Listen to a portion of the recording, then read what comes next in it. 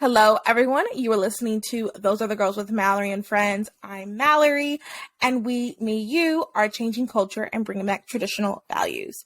This podcast is not just a podcast where we talk about culture. We actually do things to change culture as well. I'm going to take a sip of my drink.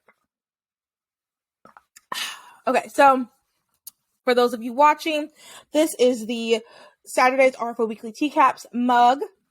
What you're listening to now is a weekly teacap. I think I'm going to have a couple extra new listeners. So if you're listening now, this episode technically should come out Saturday morning. It did not, but it'll come out on Saturday. And on Saturdays, we do teacaps. So we talk about, and I'm saying we because usually I have a co-host with me.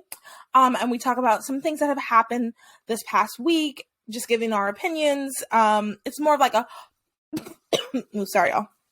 Like a pop culture or like politics, whatever, any interesting stories that I think or the guest thinks you guys should know about. Also, I'm trying to figure out where I'm gonna put this. I'll put this here. Also, if you have ideas for a story, if something happened that week, or if you wrote an article, we actually had an Other Girl submit an article a couple weeks ago.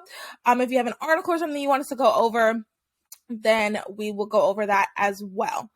So this is a regular teacap, but it's a little different because it's just me. And I don't know, the first couple minutes, usually we talk about how this week's been, but I really, really want to talk about the March for Life. That was this past week. For those that did not go, it was this past, or who do not know, it was this past weekend in Washington, D.C. So January 20th, about a week ago from today when this episode comes out. And what it is, it's a gathering of people who are pro-life that come to walk, to proclaim that we are pro-life. And it's a good starting point. I think myself and Melanie have really talked about this a lot, is like the March for Life is a good place to start.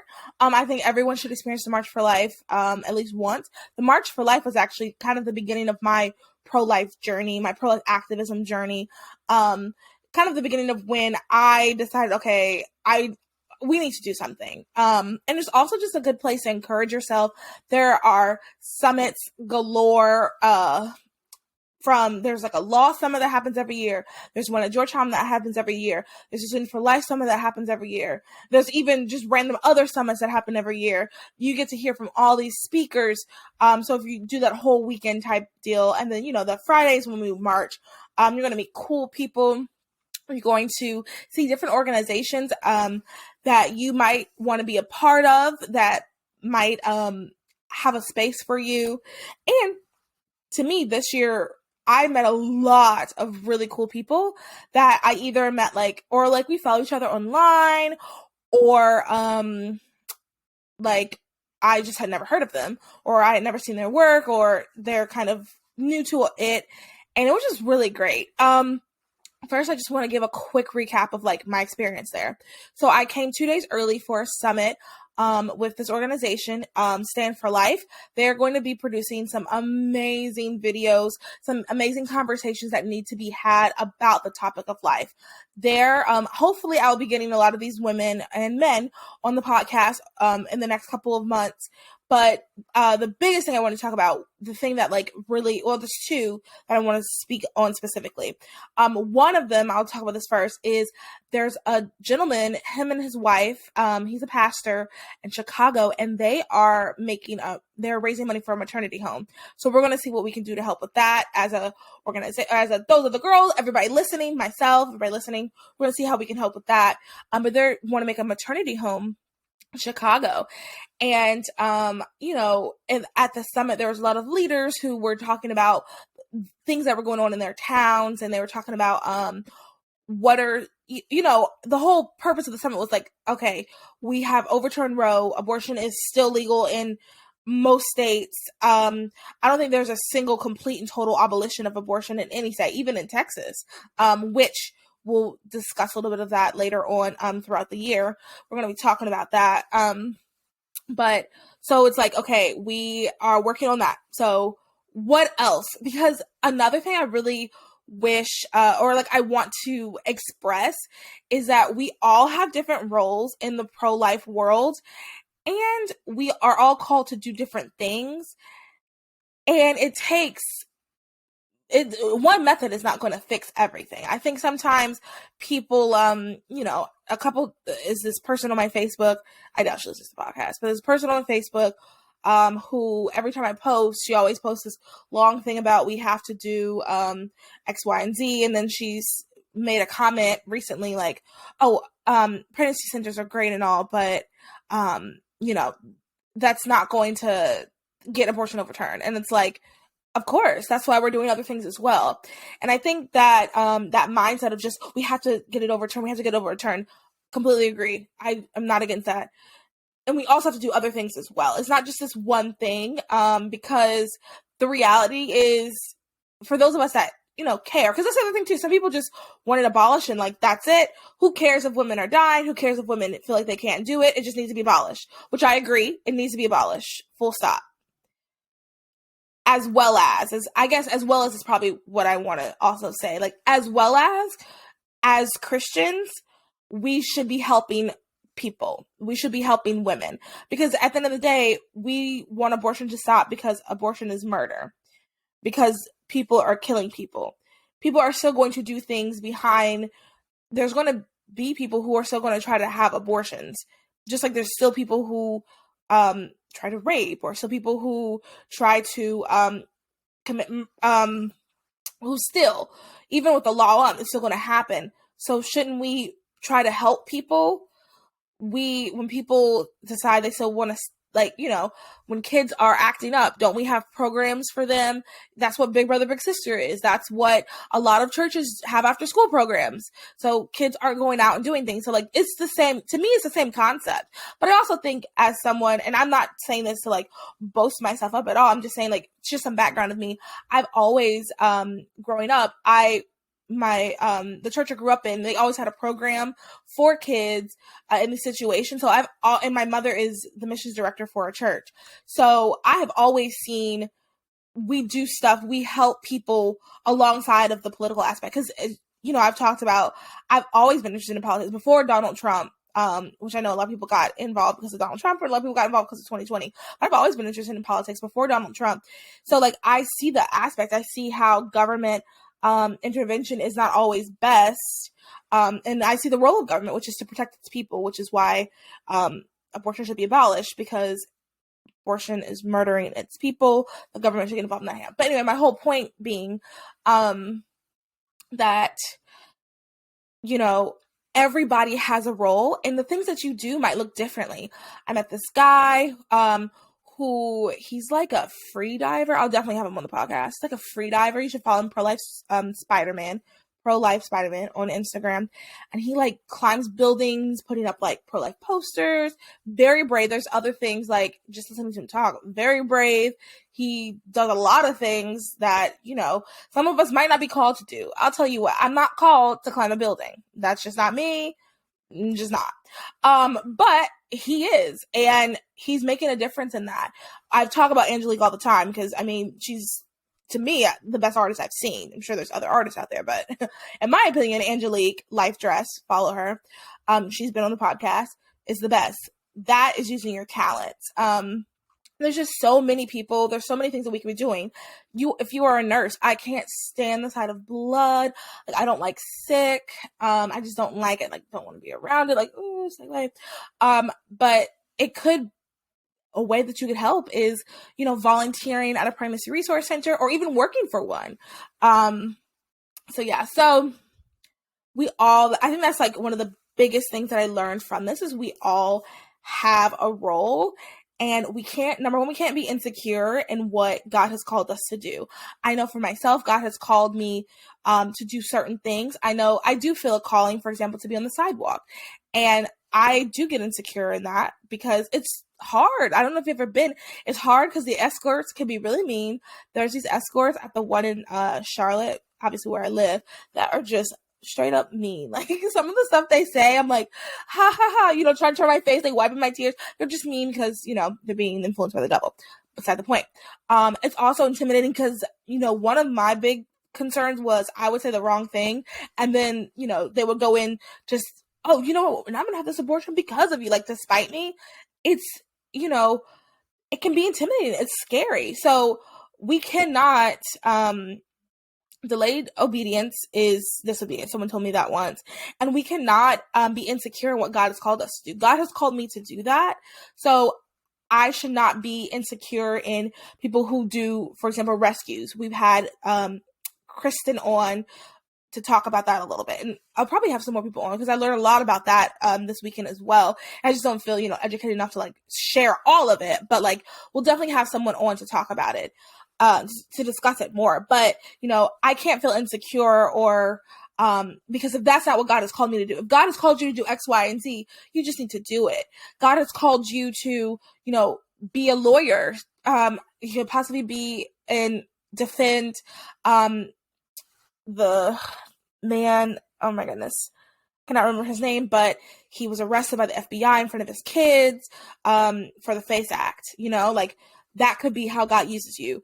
God could also be using you to run a pregnancy resource center, to buy. I'll never forget, I was listening to someone speak at a pregnancy banquet, and he said that he went in and he was talking, and they needed like, I want to say it was like $20,000 to buy an ultrasound machine. He's like, okay, maybe you have money like that, and God has called you to do that. The point is though, like we cannot. I want to do better at this, and I'm not talking just to you, the listener. I'm also talking to myself.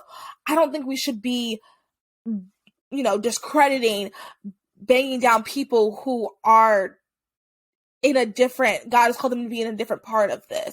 Because the reality is we all can't do everything. I'm sorry, that's a fact. We cannot all do everything. And the reality is we're not all supposed to do everything. And we have to all come together. We have to be working. So, that really rubbed me the wrong way when she did that, which is probably why I'm still talking about it. Because it's like, pregnancy resource centers are important.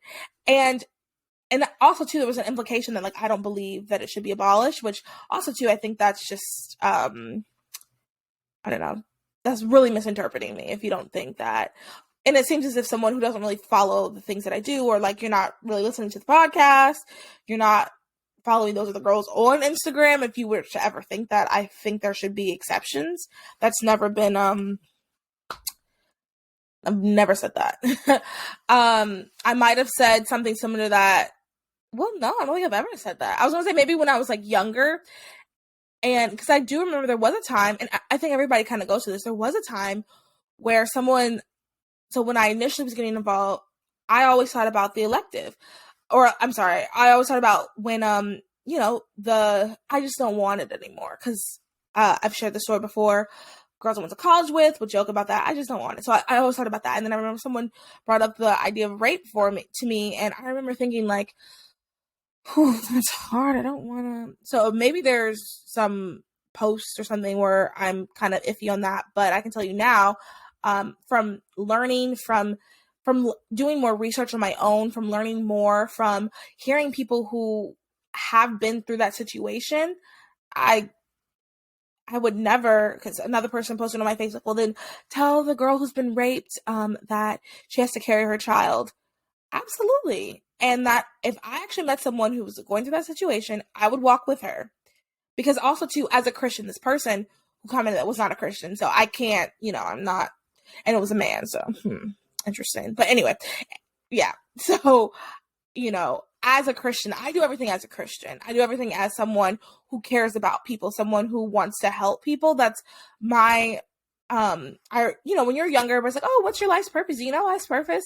I remember thinking this in high school, and I know this in my heart. God has called me to help those who cannot help themselves. And I've been saying that for years. And then as I got older, I realized Proverbs, that's Proverbs 31, 7 and 8. So a variation of it. So I've always known that that's what I've been called to do. So like, that's just kind of a natural thing to me. So if someone were to go through that, naturally I would be there to help. Because of where I am in my town and because of how involved I have been, I know who I can speak to help them if they need issues with, finances, if they need issues with education, if they have issues with, diapers, and like there's so many resources that I know of because like I said, I've been involved. And I think that's another thing too. I think sometimes people are not involved. They don't really know what goes on. So they think that it's like, well, women just can't do it at all, or they can't, there's no reason, there's nothing. But it's like, no, like there's so many things. Also to get a good lawyer, because if someone does that to you, let's fight it if they want to. I do respect people if they say they don't want to. And if you have a different opinion on that, I love to discuss that, because I used to be like, you have to always fight it. And I still do, but I also kind of respect people who don't. Cause it's tough. Anyway, that's a whole nother conversation. We should do something about, we should, have a discussion on that. If you know someone who would want to talk about, rape and the legal system, something like that, let me know as well. So you guys are getting a lot of homework on this, episode. So I guess the final thing, I wanted to talk about, so I expressed, so this person is making actually it was those two things. It was just like, actually, no, sorry, you guys. I should have written down this part, but I was just kind of going off the cuff. So the other thing that I just found so interesting, I'm going to try to have her on the podcast. I might need you guys, like if I can find the Instagram, I might need you guys like tag me or tag her, like do something about it. But it's this woman who runs an organization, and they are working on a curriculum, a sexual education curriculum to like combat Planned Parenthood. And they're doing one that's secular. There's one that is for Catholics, and there's going to be one for Protestants or evangelicals, what they say, evangelicals, which I think is so needed. I have been thinking that, that's not my expertise. Obviously, if you listen to me or follow me on Instagram, you know that I'm very much someone should do it. All right, here I go. But I realize that this particular thing I cannot do, as I do not know much about that. And I'm still learning myself about some of the things. And you guys know Melanie comes on and talks about fertility awareness a lot. I don't know much about it, because also too, I've talked about this. I didn't have a sexual education class at my Christian school. So I'm still learning some things. But I've been thinking someone needs to do that. And I'm excited that she decided to take on the task. So I really wanted to have her come on and maybe do something even on our Patreon with that. And when this happens, we're going to talk about it and we're going to promote it, because once again, we are making abortion illegal, and we're also making it unthinkable. And one of the things to make it unthinkable is to change culture. How do we change cultures? We get specifically young girls to think about themselves with dignity as people who Christ, so I've been thinking about this a lot, like holy versus happiness. And I feel like I say this all the time on the podcast now, and I say this all the time in my life. I recently was in a situation, and I'm very proud of myself. I picked holiness over happiness, and it was very difficult, but it was like, that is what God is calling us to do. And sometimes, I'm not perfect. Sometimes I don't pick that. But this particular situation, I'm very proud of myself for doing it. And like looking back, like, good job on me. Because if I had picked happiness, terrible consequences. But picking holiness over happiness. And it's just getting young girls to realize that and to understand, like, and men too. Obviously, this podcast is for women. I only can talk from a female perspective. But getting kids, young adults, to know this, to understand this, so when you are in situations, you are able to pick the holy over the happy. And sometimes holy and happy go corresponding, because me picking the holy situation, honestly, looking back, I'm happy. So maybe it's delayed happiness in that moment for that situation too. That's another thing. So that was really cool to have them do that. So the march was great. I did a lot of work, a lot of things with Rehumanize and POW. Rehumanize International, they are a pro-life organization that really fights for, pro-life stuff. Let me look up the actual definition to you guys. I'm feeling really ignorant right now. The people who are in charge of that are amazing. They're great. And I'm going to talk about that. Okay, so they believe that each and every human being has the right to live free from aggressive violence. Love it. 10 out of 10 support, love. And POW, which you guys know, that is with Teresa, cannot pronounce her name. If you're listening, love you, can't pronounce your name. But they are the Progressive Anti-Abortion Uprising. And if you're listening to this podcast, and if you know me, you know that, that I'm not a progressive, but I like that they are it's really for everyone. And they're very their methods are a little bit different. They have drums. Like, you guys have seen them. They're amazing. So I did a lot of stuff with them too this weekend, which was great. I really, really enjoyed it. So yeah, it was a great weekend. Like I said, the march is fantastic. I highly recommend it. But the other things for me, what's so powerful, what's motivating, because there are some things that are going to be happening in the Charlotte area eventually. I don't want to, spoil anything. I don't want to say anything just yet. But after this, it just really motivated me to something in the future, in the near future. Distant future, but future. So yeah, so that's really a good reason to go to the march. And also, there's they have those things where there's booths. Y'all know what I'm talking about. Those things with the booths. And there's pro-life organizations from all across the country. If you attend one of those, you can meet different people from different pro-life organizations. You can see if you want to apply to one, and all this stuff. So, like, the march, I think every pro-life person that wants to make a difference should attend at least once. If you truly want to do something to make a difference in someone's life, you should attend once. And also, too, I want to end with this on this note, before I talk about another aspect of pro-life things that's coming up.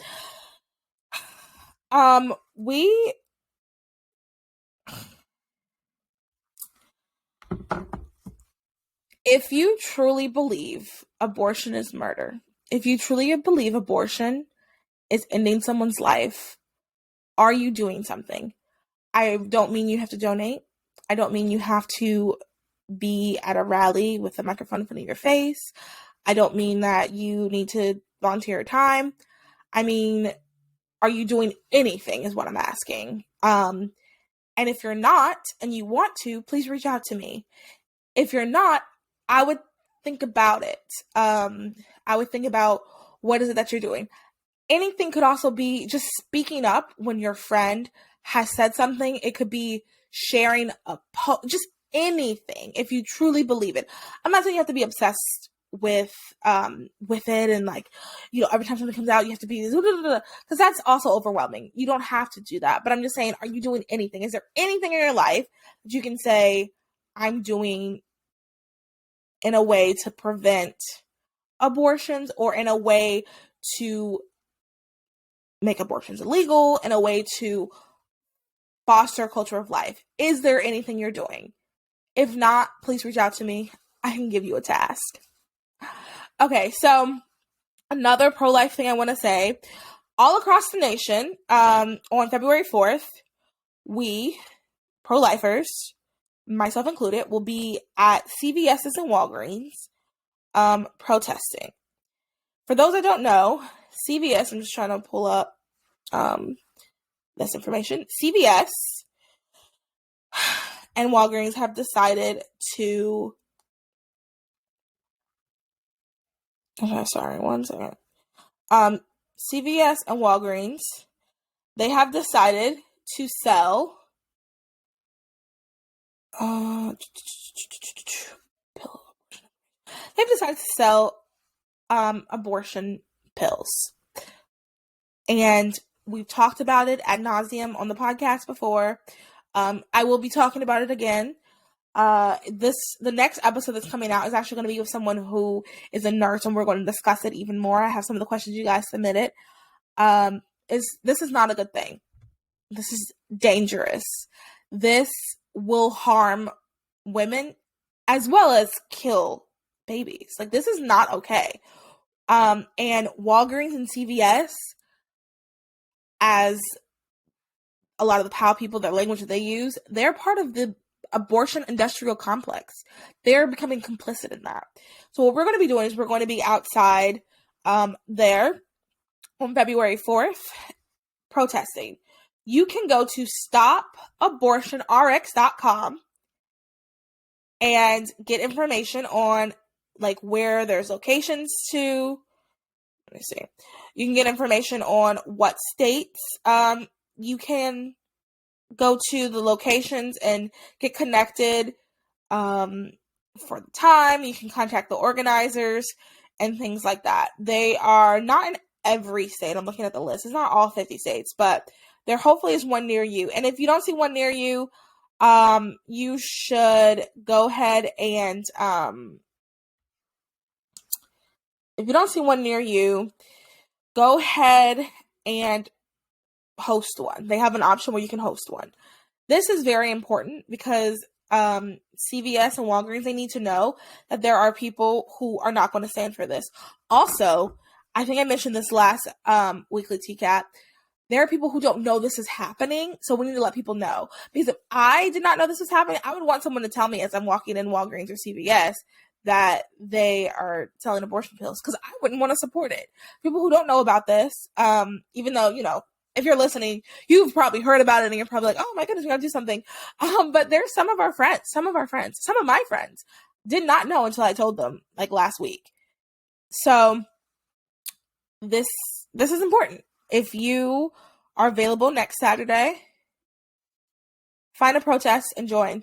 I'll leave a link to stopabortionrx.com on the website, in the show notes and everything. Give me 1 second to pull up. I think that's all. I want to remind everyone to join our Patreon. If you enjoy this content, or if you want more of this content, if you really would like to help and be a part of what we're doing with this podcast, what we're doing with this brand, join our Patreon. You can join for as low as $5 a month. And, you know, this podcast has continued to grow. You know, I met some people who I had never met before that listened to the podcast and enjoyed the podcast, introduced themselves to me at the March. And I think that's really what it's about. It's just like getting this information out there, and also to getting our opinion as a Christian conservative, our opinion out there on some of the topics we're going to talk about, because our opinion might be a little bit different than some other people's opinions. So if you want to be a part of that, join the Patreon. You can join it for low as $5 a month, and it really does help me. All of this, I'm the only person who pays for anything for the podcast. It's all on me. And if you want to come alongside me, partner with me, the Patreon is a great place to do it. Also, too, if you have any ideas for shows, episodes, interviews, anything like that, please let me know. Okay. Oh, also, too, our merch site is available. The Anti-Abortion Social Club sweatshirt, bestseller by far. There's some available on the site if you want to do that. And I also want to let you guys know my jewelry store, The Pink Rose, has a new website now. So shop thepinkrose.com. And if you can see, I don't know if you can see it, this rose necklace is our signature piece. I'm going to have more pieces like these earrings that I'm wearing. I'm going to have more of these. Actually, both of them. They're going to be available on the website soon. Well, soon-ish. But this necklace right now is like really what I'm promoting, and like I'm really excited for you guys to get. And just really quick about this necklace. So it is the logo, the Pink Rose. My friend and I designed it. So, you know, the Pink Rose is my store, and I kind of told her some ideas that I had, and she put it to art. And then I sent the design over to a manufacturer, and this, and they put the design on the necklace. And what I want to say about the necklace is I call it the Esther Rose necklace.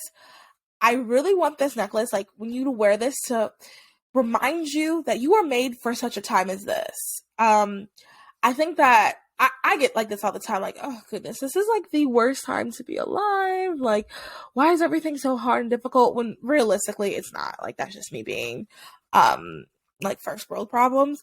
But sometimes you get like that and you get frustrated about your life. But if we can remember that you are made for such a time as this, God puts you at this time. God is sovereign. He knew that you needed to be here at this time. You are where you need to be. Nothing you can do. Someone told me this, and like, it gives me so much peace. Nothing you can do can mess up God's plan for your life, because he is sovereign. He knew what was going to happen. He knew you were going to make this decision.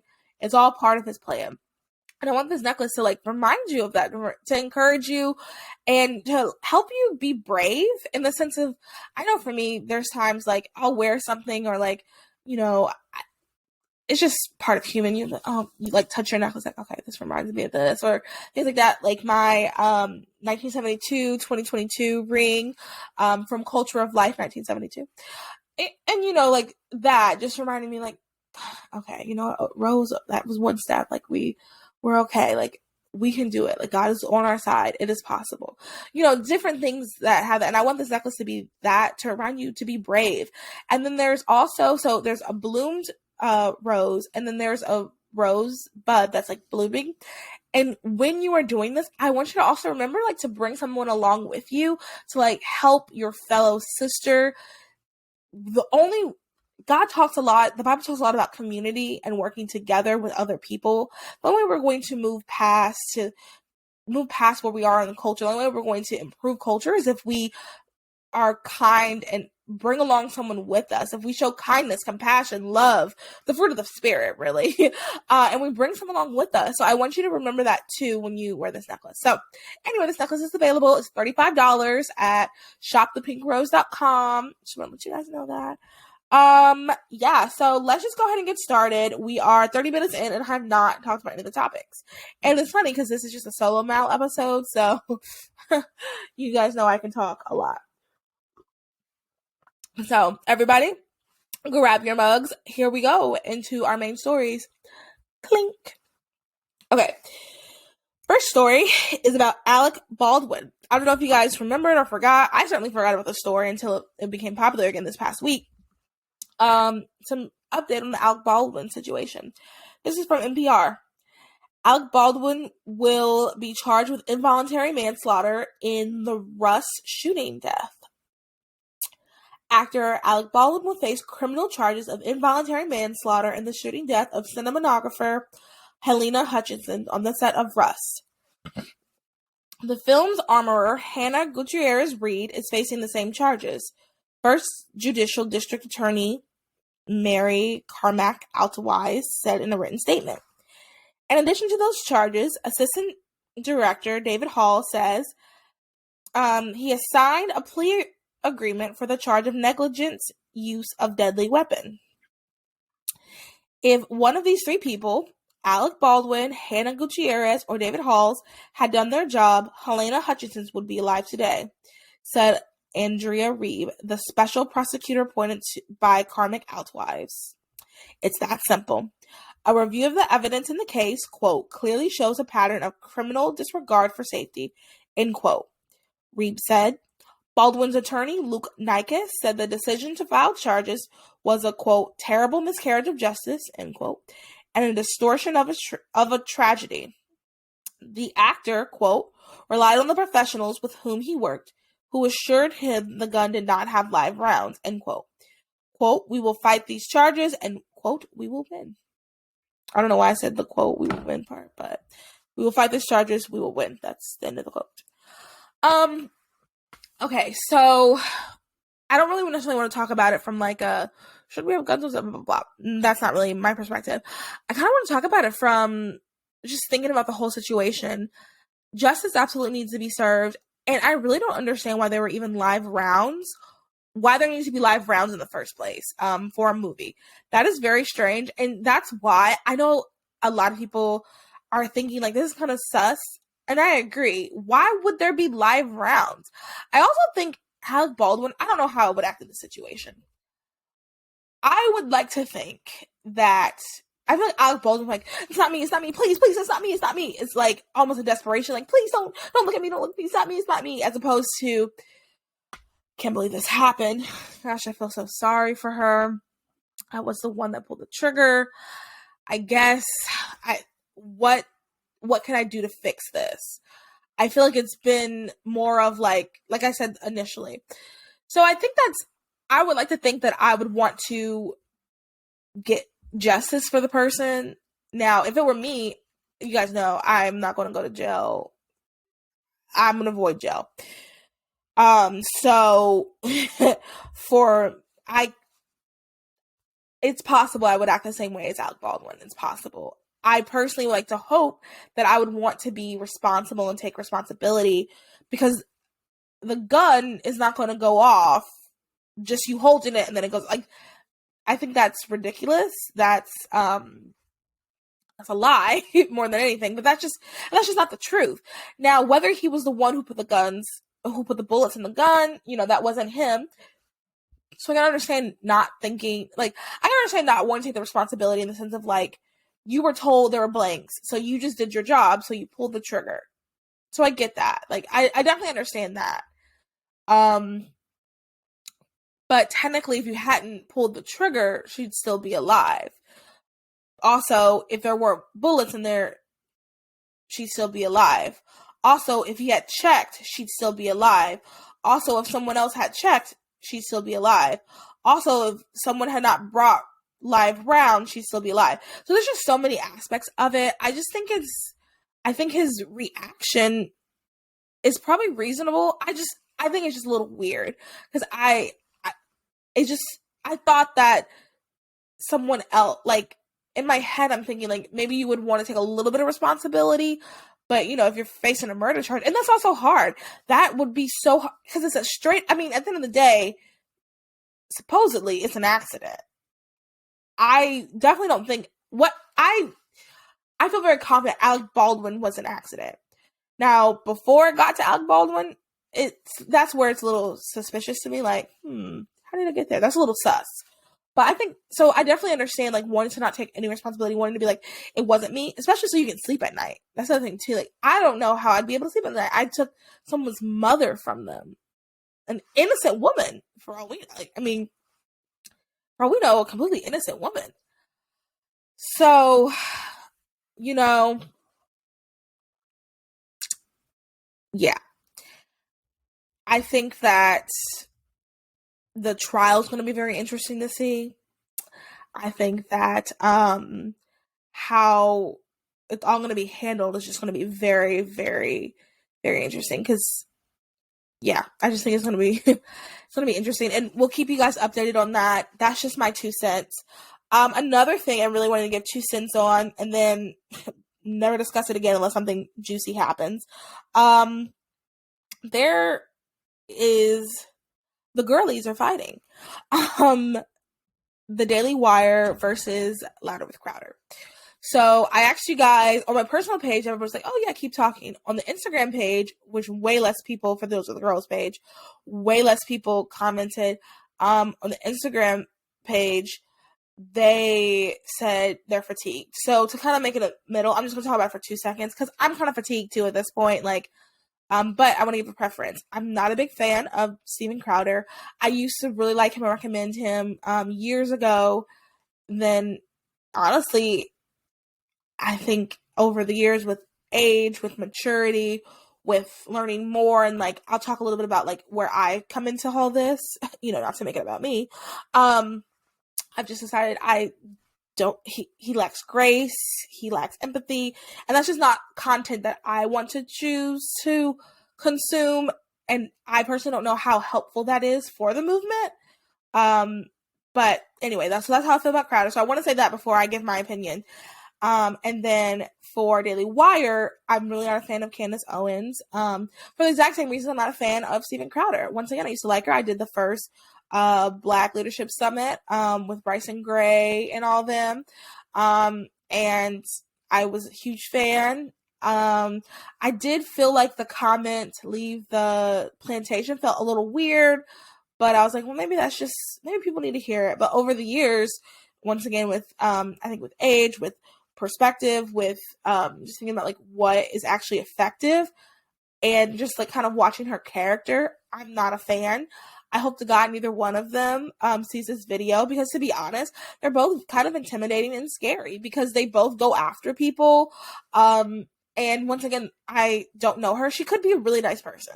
Same with Crowder. They could be really nice people, and this is just a character. And I think for Steven Crowder, it is kind of a character. Well, I don't like this character. And, you know, if you guys hear this, please, I'm just a regular girl. Like, I have no money for you to take from me. Breeding me to filth, you know, talking about my weight, which Crowder, both of them talk about. Like, I mean, and that's also another aspect too. They both are terrible, are very mean to people who are who are obese. So, going after my weight is not going to help. So please don't attack me if you hear this. So I just want to give that background so people don't think that I'm like biased to either one. I'm also not a fan of Matt Walsh. I've said this before. I think Matt Walsh wakes up, Googles, what is everybody happy about? All right. So let me take the exact opposite take. I don't like that type of method. I don't think that's helpful or productive. I'm thinking that's just me. Okay. So all that to say, I think, so this is my like wrapped up opinion. Hopefully this won't take more than 5 minutes to discuss, and then we won't discuss this anymore in the podcast because I am kind of fatigued about it unless something really juicy happens. Now, if something really juicy happens, okay, I'm going to have to discuss it. But unless something really juicy happens, no need to hash out anything more. Okay, so my opinion. I think that I do like what Daily Wire is doing with the Daily Wire Entertainment, even though I've not seen a single one of their movies, partially because of the paywall. And I don't like to watch, like, they had that country movie, not interested to me, and like a school shooting movie, not interesting to me. I have a superhero movie, and I would have watched it if there wasn't a paywall. That interesting, and it's also a comedy. That was interesting to me, even though that wasn't put on by them. They bought the rights to it. I thought they had put it on because there were people on that movie when I saw. I was like, oh, I'm kind of shocked they would be associated with Daily Wire, but they bought the rights to it anyway. I would have watched that. I like that they're trying to do the kids show. I think that's great with the guy from VeggieTales. Good idea. The thing is, so someone who is trying to create a media company herself, one thing is like, it's so expensive to do everything. So I am a little critical because I've talked about this before, how that BLM movie and What is a Woman are behind a paywall. So the reality is that's not going to change anyone's mind. What it's going to do is it's going to stir up the base. It's going to be good content for people who already agree with you. It's not like the people who need to see it are not going to pay a year's subscription to see it. Now, if they like had it available for like $5 or something, a one-time fee of $5, something like that, they might pay. But last I looked, and to get a Daily Wire subscription, you had to pay like of the year. You couldn't do a monthly subscription. You had to do a yearly subscription, which is over $100. So I'm not going to do that personally. I don't want to. And if I agree with them on a good chunk of their stuff, or at least I'm a conservative. Like, I'm kind of the person they're trying to market to. So people who don't agree with them certainly won't be paying for that. So, I do think that stuff like that is more of just like, and the reality too, someone said this to me, and this is a fact, that to do all that, it costs lots of money. So you do have to put things behind a paywall, which is fair. Like, I'm not going to sit here and act like, oh, they're just, I don't feel that way at all about that. And because it's going to take time. And that's the other thing too, like when people were discussing this, they were just like, yeah, well, they have all this money, they should be able to do this and that, which is true, but like, to be able to accomplish all that they want to accomplish is going to take time. And that's just a fact. They're not going to be able to do everything that they want to do in just one, after like 3 years. It's going to take time to get up to Disney level or to even be a competitor to Disney. They're not a competitor to Disney. Not even in the slightest. I'm sorry. They're just not. Which is okay for right now. I feel like that's their plan eventually, but it takes time. And I think that, that's a part that's not discussed in all of these discussions. So I watched some people talking. I watched Crowder's videos. I watched Jimmy Boren's video. And then like I watched some people discussing it. I watched Candace on Tim Pool. I watched some of Crowder on Tim Pool. So like I think that was just an aspect of like it's going to take time. So the contract is not going to be this perfect thing. And the reality is, if they're going to be paying you $50 million, you need to be producing. And that's just a fact of the matter. And I think that, people are saying that, well, it wasn't about that. Sure. And from the fruit that Steven Crowder has borne, I feel as if this was all a part of his plan to create his own thing and to take some Daily Wire subscribers with him, to create his own media company. Because, we have the evidence of him recording the call. I'm sorry, I don't care. If you guys are friends, recording a call is shady. That's sketch. That's wrong. That's wrong. That's wrong. From my understanding, from what I believe Jeremy Boring said, the conversation started off as just friends talking, and then it started talking a little bit about business. So if we're talking like friendly, why are you recording me? That's so awful. Okay, that's the first thing. Also too, he bought that website back in December, and all this is coming out in January. So I do think that he's just ramping up to start his own media company, which is fine. Sure, start your own media company. I'm not against that at all. It takes a lot of money, it takes a lot of time. And you know, this is a good promotion for it, because a lot of people are very upset with Daily Wire and are taking their subscriptions away from Daily Wire, and means they'll probably join his mug club, do that whole email list he wants, have an email list and everything. So I just, from the fruit of his character, that is kind of what it seems, and that's kind of shady. I don't like that. I don't like that. I really don't think that Daily Wire's deal, from what Jeremy read and even other people discussing it, I really don't think that deal was bad. I don't. I think it was a good deal.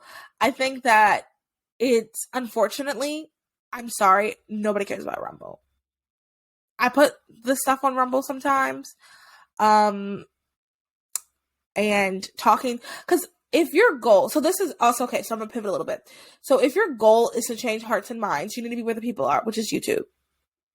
You need to get people to watch your stuff on YouTube, and then once they start watching your stuff, then they can go to Rumble occasionally. But I'm sorry, your stuff needs to be on YouTube. And unfortunately, we have to go along with YouTube's rules. Well, that's very upsetting. It is upsetting, and it's not fair. So if you want to talk about some of the topics YouTube doesn't like, Mug Club, have the paywall. Do that. Put it on your Patreon. Fine. I don't think that's a great, I think that's a great alternative. Until, here's the thing, everybody's like, oh, YouTube has something. No. What needs to happen is someone is in YouTube that changes it from the top down. We pray, if you care enough, you pray that someone joins YouTube and gets higher rankings and changes it. That's how we're going to make a difference. I'm sorry, making Rumble, I think, is a great idea. Like I said, I put my stuff on Rumble there. I'm not necessarily against Rumble. I'm just being honest and realistic. If you're trying to change people's minds, the average person, I mentioned Rumble to somebody who is not a conservative. Well, they're not on the left either. They're more of just like apathetic, and they thought it was like a virus. Like, they didn't believe it was a real site. So like, and those are people we should be trying to talk to, those people whose hearts and minds we should be changing. Like I said, I pivoted a little bit. So to wrap this all up in a nice bow, I think part of the reason why I'm not really the big fan of Candace's content, Ben Shapiro, Matt Walsh, is because I do feel as if my role in all of this is to change hearts and minds. I would like to change some people's minds, and I think I have. Well, I know I have. People have reached out and told me. So like, I think that in doing that, you say the truth in grace and love. Example, abortion is murder. Not abortion is murder, and you're so fat you wouldn't even nobody even wants to be with you anyway. You're just so fat. Like, and that's, I'm sorry, that's Candace and Steven Crowder's brand to a T. And other people's brands too that I won't get into. But so like, I don't find that useful, because if someone's saying that to me, I'm not going to listen to them. I'm sorry. I don't want to hear what you have to say. And also too, how are we better if we're doing the same thing they're doing? So we're not better, we're just them with a different opinion. And I think also too, recognizing that a lot of people that disagree with us on certain aspects, we all want the same thing. And I think that's something I've learned over the past couple of years. And I'm really trying to go into conversations with that. I'm really trying to make the podcast realize that too. We all want the same things. We just want to go about it differently. Not every person who disagrees with you, who's on the left, hates you and wants you to die. And there are certain commentators who are much popular than me, have more money than me, and will always be more popular than me, because this is what I'm about to say is what people like to hear. This is what they'll donate money to. A lot of people don't like to hear the kind of like, you know what, maybe this person's not bad. A lot of these commentators say stuff like, they literally want you dead. And if you listen to political commentators, you know exactly who I'm talking about. There's a particular person who has said this numerous times. They literally want you dead.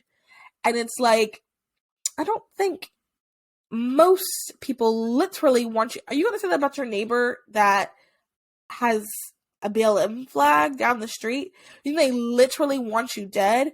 Or maybe they just think differently than you because they haven't been exposed to a different ideology. They haven't been exposed to a different perspective. And maybe if you actually had lunch with them or got to know them better and you explained and you didn't come up to them like, you literally want me dead, let me tell you why you're wrong, then maybe change could happen. So that is more of like my brand. That is more of what I know that I'm called to do. And I don't really like to consume people who don't think that way. Partially because I don't want to become like that. I don't want to become like mean, bitter. And I know that I have the capacity. I'm a human. I can become that way. And I think there were times in my life where I kind of was that way. There were times in my life where I really did think that like some people in the life really literally wanted me dead. And that's just not true. Are there people who do? Sure. Are there people who, you know, really disagree with me and think that I'm dumb and like want to hurt me? Sure. I'm, you know, going through read my messages that I get. But the average person, like the person who I go to the gym with, no, they don't want that for me. They also too, some of them don't even really care that much too. That's another thing I learned. And I think, but you have to get out of your circles to learn this. There's some people who just literally do not care, which, you know, is not good. Like, we need to get people to care at least a little bit, like enough to vote, enough to like make some changes. There's people who literally don't care. So all that to say, you guys, very interesting. I don't really have a dog in the fight. Neither one of them would ever ask me to be on their platform. I know that for a myriad of reasons. I can do a Patreon on that. So it doesn't really matter that much to me, other than the fact that it's drama. I think Alex said this something similar too. Like, it's just drama. So yeah, so that's my 2 cents. That went, I think, 10 minutes long when it should have been 5. Okay. I want to talk about, oh my goodness, we're at 50 minutes already. And there's like 3 more stories I want to talk about. Okay. This is funny. Maybe I'll just do a separate episode. Like in the middle of the week. I think I'm going to start doing that. Like middle of the week decaps. Or like Wednesday. This is what happened type of thing. Maybe I'll put it on Patreon and then anyway, let me just pick one of these really quick to discuss. Or you know what? Maybe I'll just end this and then we'll discuss these 3 on a separate episode. So how am I going to end this? I want to end this by saying thank you everyone for listening.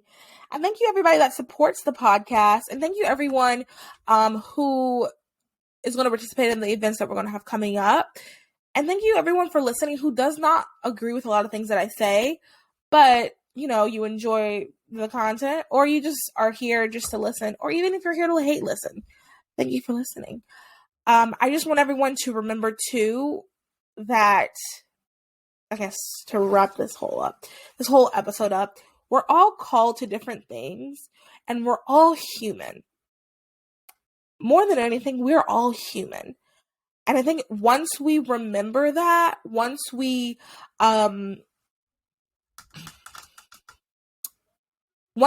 go about our life with that understanding, we can interact with people more. We can interact with people better. We can interact and we can understand that, like, not everyone is out to get us. I think sometimes, and I have to work on this, I actually watch Hassan, who I also hope he does not see this, because he would be kind of mean to me too. I do find him incredibly attractive, so I'll admit that's my bias. He is incredibly attractive, in my opinion. You know, as I've discussed, I like the dark features in men. And I watch him sometimes. Nothing he's ever said I've agreed with. I don't think any word has ever come out of his mouth I have agreed with. But I like to watch him. Sometimes I watch Vosh. He's a little bit boring to me. And I watch Mr. Atheist, and Mr. Atheist hasn't posted in a while, so I hope he's okay. But I like to watch the other side sometimes, because I want to also know what they're thinking, but I also want to put things in like perspective. Like, it reminds me that, once again, like, I hope he never finds this. Y'all know he like scours the internet.